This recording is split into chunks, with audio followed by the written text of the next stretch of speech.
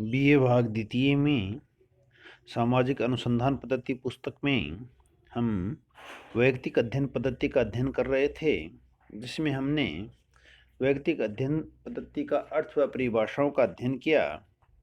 आज हम वैयक्तिक अध्ययन पद्धति की विशेषताओं का अध्ययन करेंगे।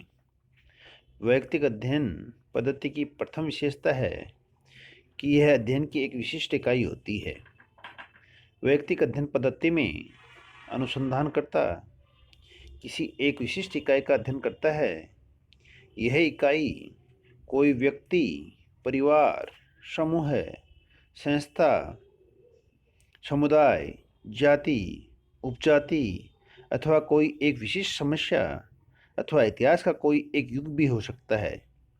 इस संदर्भ में एक बात महत्वपूर्ण है कि अध्ययन की जाने वाली इकाई छोटी होने पर उसका अध्ययन गहन व सुविधापूर्ण किया जा सकता है। इसकी दूसरी विशेषता है गहन अध्ययन।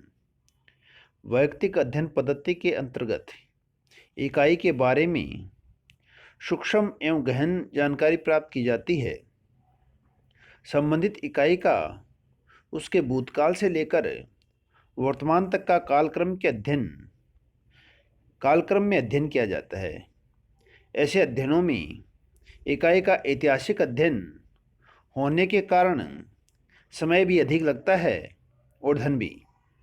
गहन अध्ययन के लिए समस्या के सभी पक्षों एवं घटनाओं का संबंध ज्ञात किया जाता है। इसकी अगली विशेषता संपूर्ण अध्ययन। वैयक्तिक अध्ययन में किसी इकाई अथवा घटना के किसी एक पक्ष का नहीं वरन उसके समस्त पहलुओं का अध्ययन किया जाता है। इसमें इकाई के समस्त जीवन को ही अध्ययन का केंद्र बनाया जाता है। इसमें व्यक्ति या संस्था के सामाजिक, धार्मिक, राजनीतिक, आर्थिक, सांस्कृतिक, मनोवैज्ञानिक, भौगोलिक एवं दार्शनिक सभी पक्षों का अध्ययन किया जाता है। गुड्डे व होट ने लिखा है कि यह ऐसी विधि है जो किसी सामाजिक इकाई को संपूर्णता में देखती है। एक और श्रीमती पीवी यंग लिखती हैं कि इसमें वैयक्तिक तथ्यों को उनके संपूर्ण जीवन चक्र के रूप में संकलित किया जाता है। वैयक्तिक अध्ययन पद्धति की अगली विशेषता है गुणात्मक अध्ययन। इस विधि में इकाई के संदर्भ में गुणात्मक तथ्यों का अध्ययन किया जाता है, न कि संख्यात्मक का। दूसरे शब्दों में इकाई के बारे में आंकड़ों और संख्या पर कोई ध्यान नहीं दिया जाता। निष्कर्ष भी संख्याओं में प्रकट नहीं किए जाते। इसमें इकाई का जीवन, इतिहास और वर्णनात्मक उल्लेख तैयार किया जाता है। इसमें व्यक्ति के जीवन की घटना, प्रेरक तत्वों, आशाओं एवं आकांक्षाओं आदि का अध्ययन किया जाता है, जिन्हें संख्याओं में प्रकट नहीं किया जा सकता। इसका अगला बिंदु है कारकों का अध्ययन। वैयक्तिक अध्ययन पद्धति में किसी इकाई या समस्या को प्रभावित करने वाले कारकों एवं परिस्थितियों का पता लगाया जाता है। किसी ऐतिहासिक घटना में घटित होने के पीछे कौन कौन से कारक उत्तरदायी रहे हैं, उनको ज्ञात किया जाता है। व्यक्ति के जीवन को एक विशिष्ट मोड़ देने के कौन से कारक प्रेरणादायक रहते हैं, इनका पता लगाना इस विधि का प्रमुख उद्देश्य होता है। व्यक्तिगत अध्ययन की अगली विशेषता है संपूर्ण पद्धतियों का प्रयोग। इस अध्ययन विधि में संपूर्ण अध्ययन पद्धतियों का सहारा लिया जाता है, जिसमें कि अध्ययन में गहनता आती है तथा अनुसंधानकर्ता की कुशलता में भी वृद्धि होती है।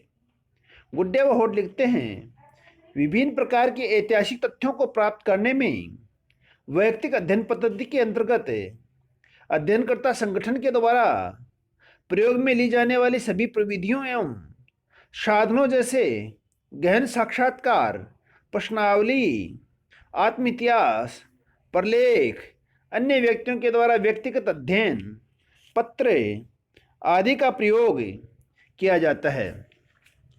अब है अगला बिंदु है व्यक्तिगत अध्ययन के प्रकार। अध्ययन की प्रकृति के आधार पर वैयक्तिक अध्ययन को दो श्रेणियों में विभक्त किया गया है। पहला है व्यक्ति का वैयक्तिक अध्ययन और दूसरा है समुदाय का व्यक्तिगत अध्ययन। जब हम व्यक्ति के वैयक्तिक अध्ययन की बात करते हैं तो इस प्रकार के अध्ययन में एक व्यक्ति के बारे में समस्त सूचनाएं एकत्रित की जाती हैं। इसमें उसके जीवन का प्रारंभ से लेकर अब तक के जीवन के इतिहास का अध्ययन किया जाता है। इस प्रकार के अध्ययन में उन सभी घटनाओं, परिस्थितियों एवं पृष्ठभूमि की जानकारी प्राप्त की जाती है जिन्होंने व्यक्ति के व्यक्तित्व निर्माण में महत्वपूर्ण भूमिका निभाई। इस विधि में व्यक्ति के परिवार में उसके सदस्यों, पड़ोस, मित्र मंडली, पत्र, डायरी, आत्मकथा, लेख, संस्मरण, जीवन इतिहास आदि स्रोतों से जानकारी प्राप्त की जाती है।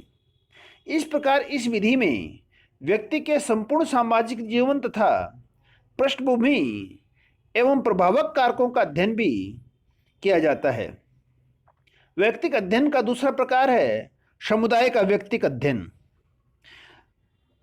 इसके अंतर्गत किसी समूह, संस्था, जाति या समुदाय का एक इकाई के रूप में अध्ययन किया जाता है। इस संबंध में श्री पी.वी. यंग लिखते हैं कि व्यक्तिगत अध्ययन में संपूर्ण समुदायों की खोज की जाती है। इस प्रकार के अध्ययन में बौद्धिक कुशलता, अनुभव एवं सतर्कता की आवश्यकता होती है। एक समुदाय का वैयक्तिक अध्ययन उसकी आंतरिक स्थिति का पूर्ण रूप से अध्ययन हेतु सामग्री संकलन की व्यवस्थित पद्धति है। इसके लिए उन्हीं साधनों का प्रयोग किया जाता है जो साधन एक व्यक्ति के व्यक्तिगत अध्ययन के लिए प्रयुक्त होते हैं। धन्यवाद।